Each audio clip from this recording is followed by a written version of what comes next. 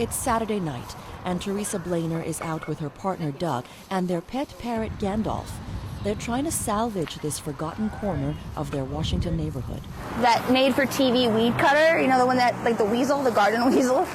Teresa and Doug are guerrilla gardeners, citizen activists who transform urban landscapes by gardening in public places without permission. Call it graffiti with sunflowers and petunias. And I guess they chose the term guerrillas because just like with guerrilla warfare, you kind of get in and you get out quickly. We pick a spot and we come in without permission. We do what we have to do and we get out. It's the cabbage, the kale.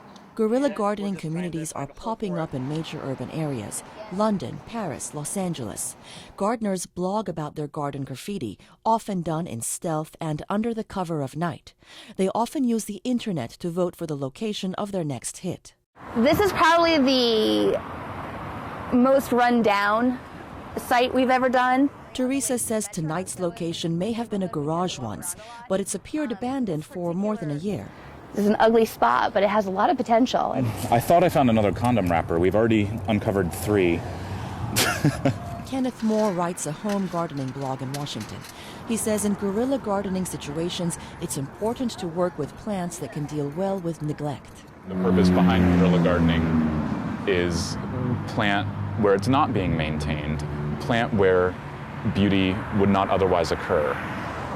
That's what this is, beauty. Oh, this is totally beauty. It's also vandalism. I think we just all came out and just started planting whatever we had. And people try to be nice, like if you brought something, then you could kind of say in where you get to plant it. Oh, what'd you bring? I brought a butterfly bush and some irises and some kale.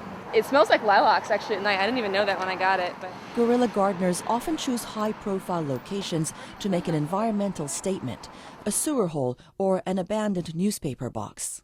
But Teresa says her guerrillas prefer to create permanent urban gardens which people and municipal workers cannot later destroy. I don't like it when plants die. I like there to be a chance for those plants to make it, to give birth to little plants. Guerrilla gardens are designed to engage with the community in which they grow. And Teresa's hideaway garden patch doesn't escape the attention of this 62-year-old Vietnam veteran who wants to know what's going on. Oh, that's a beautiful gesture, too. Yes, indeed. That would be most beneficial.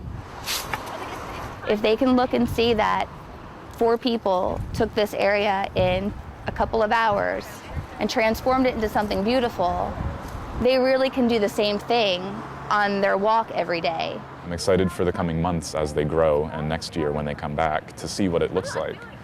what do you hope it'll look like? Beautiful. I hope for beauty.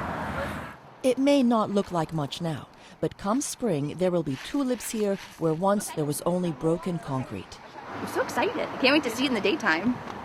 TC Guerrilla Gardeners. Teresa and Doug, Gandalf perched on his shoulder, hope their latest illegal urban garden will have a real chance to grow. They've probably broken city trespassing laws tonight, but they're not worried about the police coming after them. We're the least of their worries. Saturday night in the city, I'm sure there's a lot more going on than gardeners, planting things in the dark. Mona Rabi, VOA News, Washington.